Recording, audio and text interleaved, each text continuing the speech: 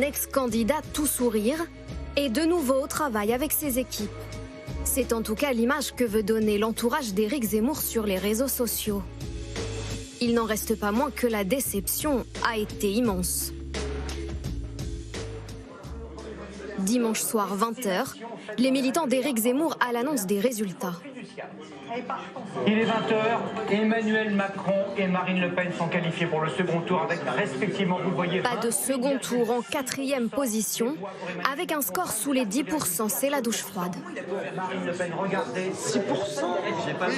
Oui, c'est dramatique, c'est d'accord. Mais on fait 80 000 au Trocadéro et on fait 7%. Tu te rends compte qu'on est à peu près autant que Hamon.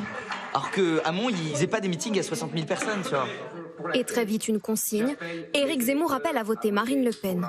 Moi, je pense que je vais voter Marine Le Pen parce que faut quand même que le camp national, si on veut faire l'union des droites, il faut aller jusqu'au bout de l'idée. On a vu qu'aujourd'hui, durant cette campagne, il y a des gens de LR, mais aussi de RN qui sont venus. On a réussi à travailler tous ensemble parce qu'on croit justement en cette union des droites et justement appeler aussi à voter pour Marine Le Pen. Ce n'est pas une utopie, mais justement, ça peut être aussi le début de cette construction de l'union des droites. Les électeurs d'Éric Zemmour, une réserve de voix pour Marine Le Pen. Selon un sondage, 76% d'entre eux pourraient voter pour elle au second tour. Sauf qu'entre les deux candidats d'extrême droite, c'est je t'aime moi non plus et très souvent pas du tout. Et les résultats du vote. Marine Le Pen ne peut pas gagner et ne le pourra jamais. Elle a perdu en 2012, elle a perdu en 2017, elle perdra en 2022, en 2027, en 2032. Le problème d'Éric Zemmour, c'est que c'est un polémiste et en réalité, il ne sait rien faire d'autre que de polémiquer.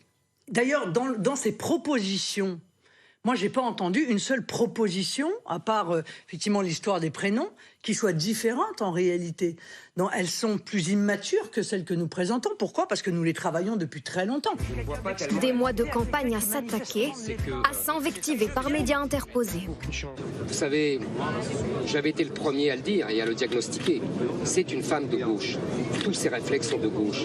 Elle est en décalage avec son électorat. Il y a des gens autour d'Éric Zemmour qui sont des nazis. Et comment vous allez rassembler votre famille politique au-delà même de votre parti aucune volonté si vous les traitez de nazis? De rassembler les nazis et autres groupuscules sulfurés. Je les ai fichus à la porte de mon mouvement. Éric Zemmour, Marine Le Pen, les deux meilleurs ennemis de l'extrême droite. Alors pour certains militants, passer de l'un à l'autre n'est pas une évidence.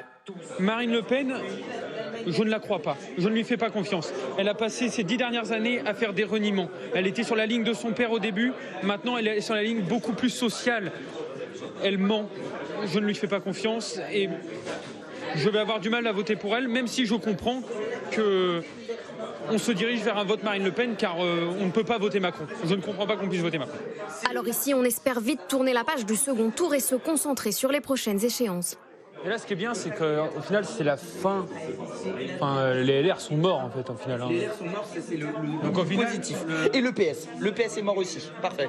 Donc, au final, on peut prendre une place à droite, quand même, dans l'opposition. Je suis pratiquement sûr, c'est mon avis évidemment, mais que Le Pen ne vaincra pas Macron au second tour. Et, comme elle l'a elle-même annoncé, va certainement se retirer de la campagne de l'univers politique d'ici 5 ans. Et à ce moment-là, Reconquête prendra tout son sens encore une fois. Et de toute façon, lors de ces 5 ans, on ne baissera pas les bras. On continuera nos actions, on continuera à montrer qu'on existe, que cette France-là existe. Marine Le Pen, elle, a déjà précisé que ni Éric Zemmour, ni sa nièce Marion Maréchal ne feraient partie de son gouvernement si elle était élue.